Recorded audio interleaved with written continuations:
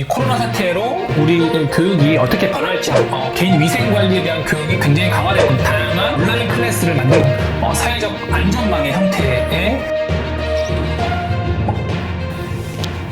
네, 안녕하세요. 양매배 양효준입니다. 지금 우리나라가 코로나 사태로 너무 힘든 상황을 보내고 있어요. 네, 학교에서도 많은 준비들을 하고 있는데요. 네, 전 국민 여러분 모두 힘내시길 바랍니다. 오늘은 이 코로나 사태로 우리의 교육이 어떻게 변할지 한번 예측을 한번 해보려고 합니다. 이것은 제 지극히 개인적인 생각이기 때문에 그걸 감안해서 들어주시길 바라겠습니다. 사회의 현상과 교육이라는 것은 사실은 무엇이 먼저냐라고 말하는 거는 닭이 먼저냐 알이 먼저냐라고 말하는 건 비슷해요. 어떤 사람들은 그런 사회 현상의 변화와는 독립적으로 교육이 나아가야 된다라고 말하는 사람이 있는 반면에요, 끊임없이 사회와 소통을 하고 그 사회의 변화를 받아들여야 된다고 하는 사람들도 있습니다. 여기서 유의해야 될 것은 뭐냐면, 우리의 최근에 겪었던 사태 중에서 세월호 사건이 있었죠. 안타까운 세월호 사건을 겪은 후에 우리나라의 교육은 꽤 많은 것들이 변화됐습니다. 특히 그 중에 안전교육이 굉장히 강화됐어요. 어떤 선생님들은 그 안전교육이 강화되면서 굉장히 불편하다고 말을 하는 경우가 있는데요. 그 전에 안전교육과 지금의 안전교육을 비교해봤을 때 훨씬 더 실제적이고 훨씬 더 체계적이라는 점에서 그런 사회 현상은 교육에 긍정적인 영향을 미치기도 합니다. 그런 관점으로 지금의 코로나 사태를 좀 더 교육적으로 어떻게 긍정적으로 해석할 수 있을지 한번 이야기를 시작해 보겠습니다. 저는 크게 세 가지를 예측하고 있습니다. 세 가지 사태인데요. 일단 첫 번째는 전염병, 즉 개인 위생 관리에 대한 교육이 굉장히 강화될 거라고 보고 있습니다.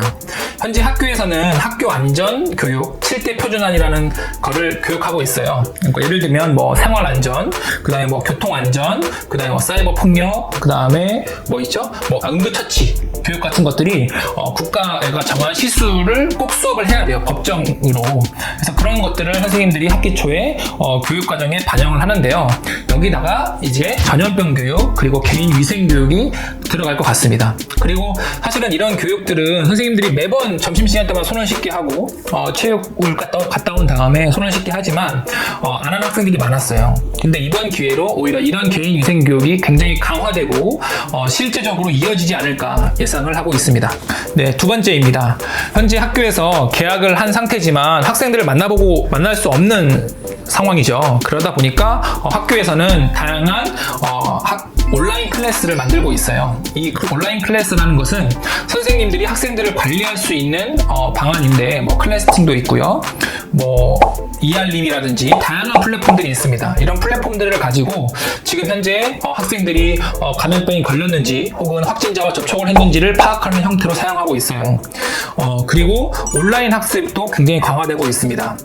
최근에 지금 코로나 사태로 우리나라의 경제가 아주 폭락을 했는데 주식시장에서 아이스크림이랑 그 다음에 메가스터디가 엄청나게 급등을 했어요. 그 이유가 사실은 이 온라인 학습에 대한 관심이라고 볼 수 있습니다. 따라서 이제 학교 대상으로 하고 있는 이런 어플리케이션이나 이런 온라인 학습에 대한 사교육 업체에서 굉장히 공격적으로 치고 들어올 거라고 생각을 하고 있습니다. 이번이 기회이기 때문이죠. 그래서 그 전까지는 온라인 학습에 대해서 부정적인 생각을 갖고 있는 사람들한테, 선생님, 부모님, 학부모들한테 이런 사교육 시장은 한번 접해봄으로써 충분히 가능성이 있다고 어필을 할 것 같습니다. 온라인 학습 같은 경우는 장단점이 있어요. 단점은 학생이 온라인을 듣지만 이게 실제로 효과가 있느냐라는 점이 단점이긴 하지만요, 충분히 좋은 점도 있습니다. 첫 번째는 장소와 시간에 구애받지 않아요. 언제 밤이라든지 혹은 시골집에 내려가서도 공부할 수 있어요. 그리고 가장 좋은 점은요, 개별화 교육이거든요. 이 개별화 교육이 뭐냐면 학생과 1대1로 수업하고 그 학생이 모르는 것을 알 수 있다는 거예요. 아무리 훌륭한 선생님이라고 하더라도 한 학급에 20명, 25명의 학생을 동시에 이 학생들을 관리하기는 쉽지 않습니다. 수학을 가르치더라도 이 수학에 대해서 학생들이 이해하는 수준이 다르기 때문에 그래요. 그런데 온라인 학습 같은 경우는 학생이 내가 이 문제를 풀었는데 틀렸어요. 그러면 그 비슷한 유사한 문제를 냅니다. 또 틀렸을 경우 이 두 가지의 과정을 보니까 이 학생이 이런 걸 어려워하는구나. 그래서 그거와 최적화된 문제를 낼 수 있다는 거예요. 이런 것을 개별화 교육이라고 하는데, 이런 개별화 교육의 장점이 충분히 있습니다. 그런 점에서 온라인 학습은 좀 더 성장이 될 것 같습니다. 그리고 공교육에서도 사실은 이런 변화를 더 빨리 도입할 것 같아요. 현재 뭐 구글 클래스라든지 다양한 시도를 하고 있거든요. 학교에서 전학교에 태블릿을 50대씩 줘서 학생들이 태블릿을 활용하게 하는 수업을 하고 있는데, 이것보다 더 빨리 더 많은 학생들이 접할 수 있는 형태로 진행이 될 거라고 예상을 하고 있습니다. 현재는 이제 EBS 정도 들어가거나 아니면 뭐 에듀넷 티클리어 혹은 꾸꾸 사이트에서 학생들이 공부하고 있는데, 이거는 이제 의무사항보다는 약간 이제 홍보하는 형태거든요. 가볍게 이렇게 있다. 근데 앞으로는 이런 컨텐츠들이 굉장히 강화되고 학생들의 이런 어려워하는 부분이나 이런 것들을 많이 보충하지 않을까라고 예상하고 있습니다. 세 번째입니다. 학교가 갖고 있는 역할이 여러 가지가 있습니다. 배움을 배우는 공간이기도 하고요. 학생들과의 관계, 소통을 통해서 배려와 이런 인성적인 측면을 배우는 공간이기도 합니다. 세 번째는 돌봄의 측면이 있어요.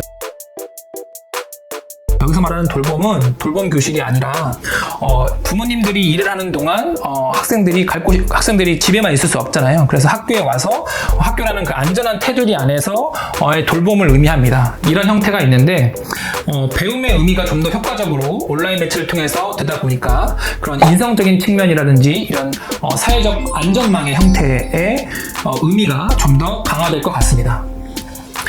네, 이렇게 총 코로나 사태로 인한 세 가지 학교의 변화를 예측해 보았습니다.